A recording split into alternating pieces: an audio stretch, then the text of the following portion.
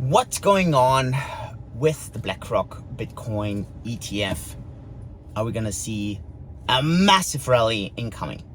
This and a few other topics I have to discuss because it's the start of a new week and there are things that I'm gonna be watching closely.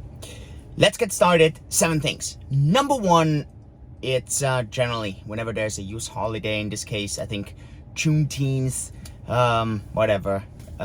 it's June 19th, right? Yeah. And that's a public holiday in the US. Markets are closed, so it's going to be a quiet start. Generally, this means general markets not doing much and crypto markets. Yes, crypto is trading 24/7, but it's still heavily tied together. So that's going to be a key part.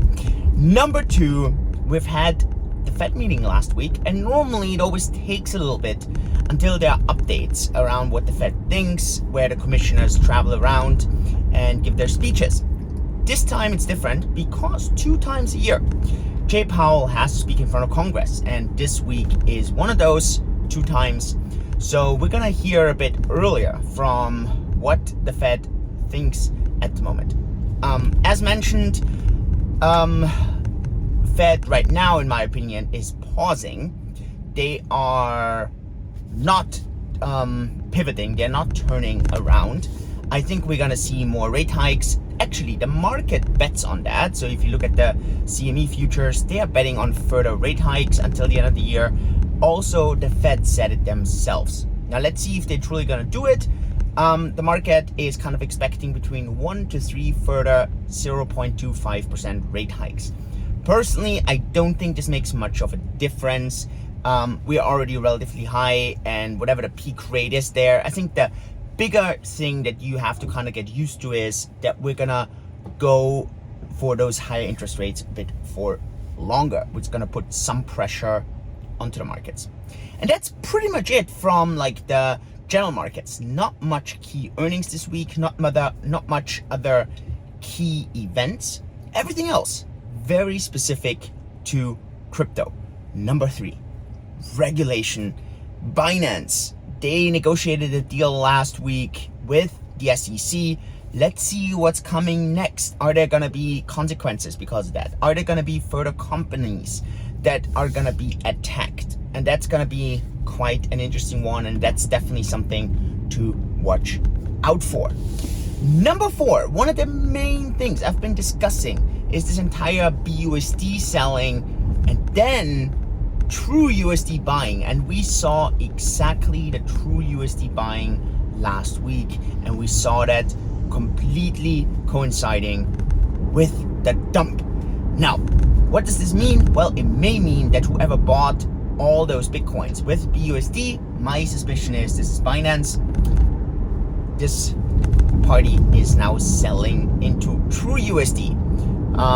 Could be, let's see. And if this continues, I do foresee further pressure in the market. Now could be a different reason. I want to be very clear. That's number 5.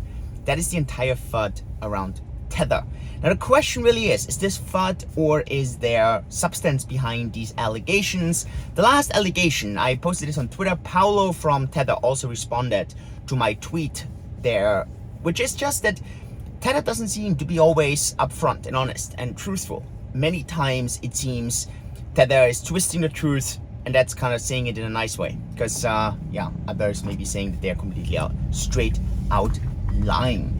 The big question always is, are they backed? Are they not backed? They're always kind of twisting the truth there. Well, my personal thought is it's definitely not as glorious and great as Tether claims it to be.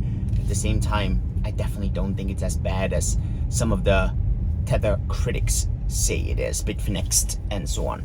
So I think it's somewhere in the middle, and I probably think Tether is one of the lesser problems in the entire space. The biggest danger with Tether, in my opinion, right now is them losing the banking relationships, because the banking relationships are known now, and so that makes these banks become a target of attack. Second, if stablecoins as a whole are going to get regulated more strictly. So those 2 things are crucial and are really things of concern. That brings us to topic number 6, and that's the topic we led in with. BlackRock is putting up a Bitcoin trust. Now, there was an entire debate. Is this a trust like GBTC, or is this a full-fledged ETF? Well, it's actually neither.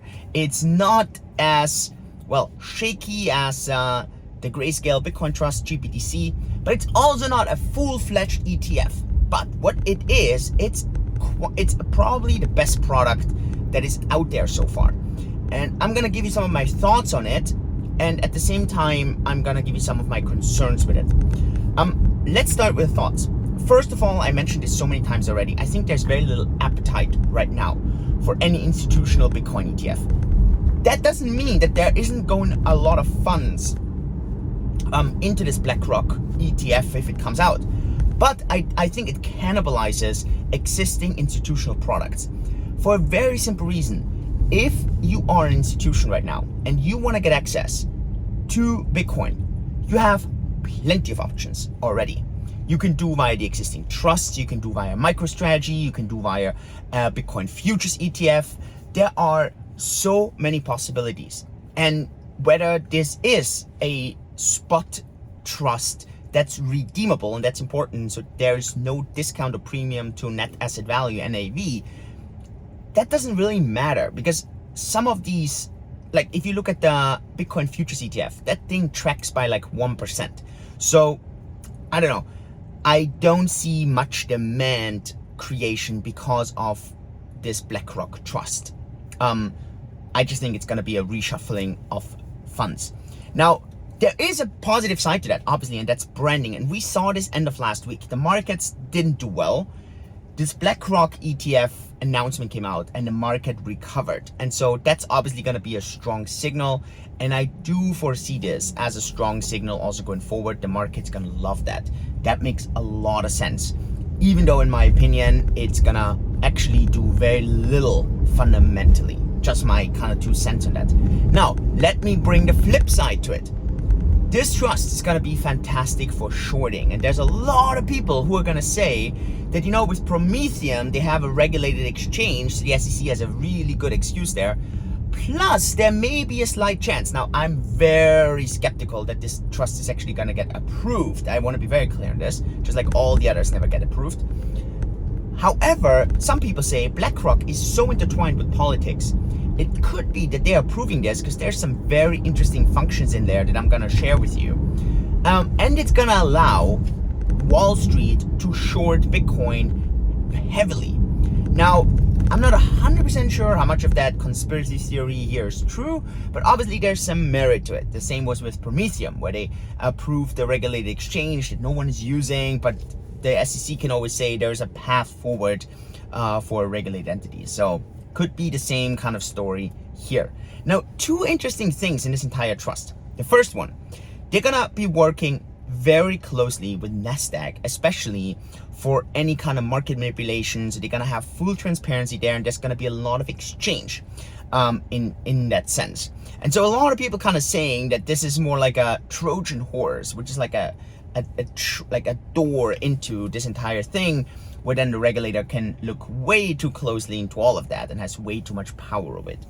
The other thing, and that's a very interesting kind of paragraph in there, in the case of a fork, the trust exclusively has the right to decide which of the forks is going to be given to the investors and which is going to be kept by the trust.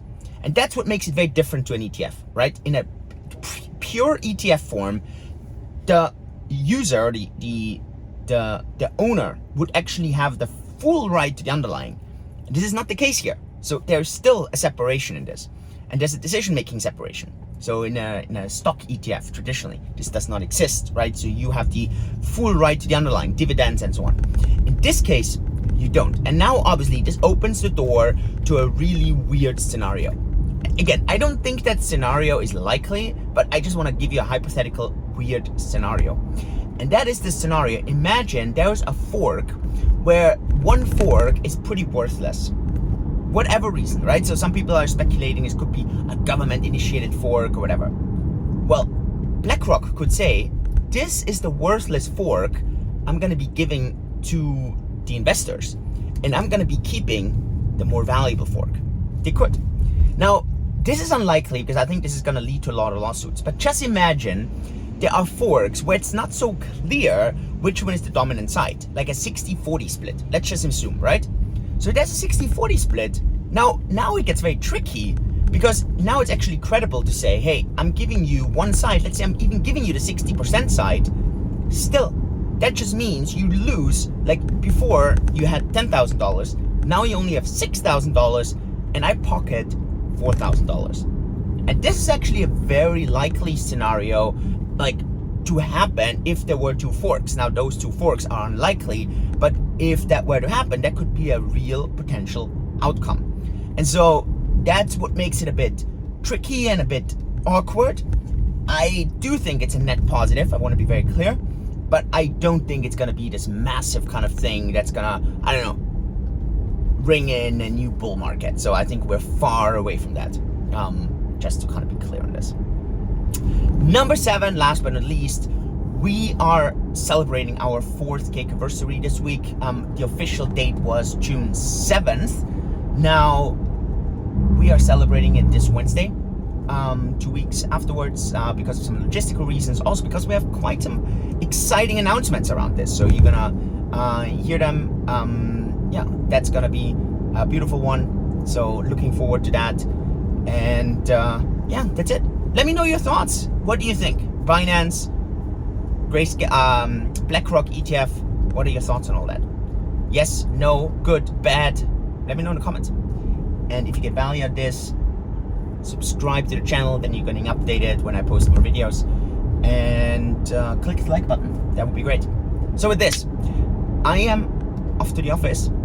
I wish you a beautiful week. I hope you're doing well. Talk to you soon. Yours truly, Julian. Goodbye.